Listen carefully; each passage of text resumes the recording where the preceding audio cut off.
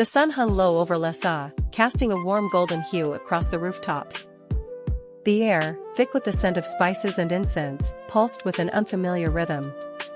A gathering was underway in the square, a kaleidoscope of color as Tibetan men and women donned their traditional attire. Bright red, deep blue, and vibrant yellow fabric swirled together like petals caught in a breeze. "Look at them," Tenzin muttered, arms crossed, his brow furrowed. "Do they not see what's happening? This is not culture, it's a distraction." His friend, Dorj, twirled in his new chuba, laughter bubbling from him. "Come on, Tenzin. It's a celebration. Let's enjoy it for a moment. The music is beautiful."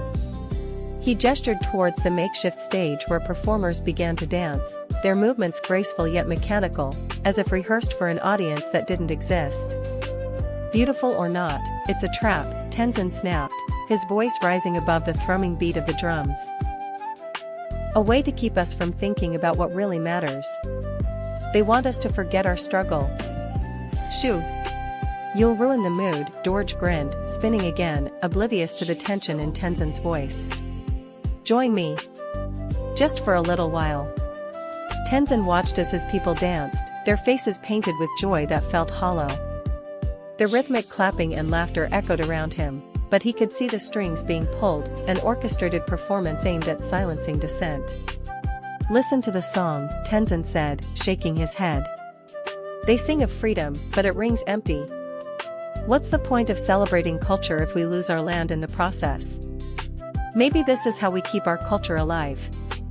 Dorj protested, finally stilling. "You think dancing and singing are worthless? That they won't help us connect with who we are?"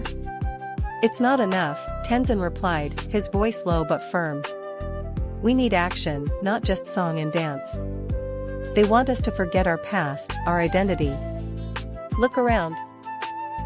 The world is watching us make fools of ourselves." "Fools?" Dorj laughed, his eyes sparkling. "Or free spirits? If we can't dance now, when can we? Life is short, my friend. We can fight and celebrate at the same time. But what good is celebration when it's used against us?" Tenzin clenched his fists. "We need to stand up, not sway to music." Suddenly, the crowd erupted in a cheer, a collective gasp as a group of dancers twirled into a vibrant formation, their movements sharp and synchronized.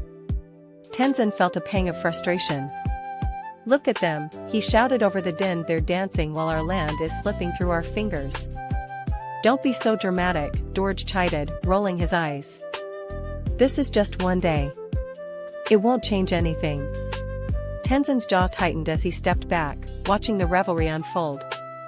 The laughter, the cheers, all felt like a haze that dulled the sharp edges of reality. "Maybe you're right," he said slowly, "but I refuse to let this be my only legacy. We deserve more than fleeting joy. We deserve our home." Dorj turned serious, finally sensing the weight of Tenzin's words. "Then we'll make them remember. But not today. Today, let's dance." Tenzin sighed, the tension easing just a fraction. "Fine. But tomorrow, we fight." As the music swelled, the two friends joined the throng, caught between the rhythm of celebration and the call of their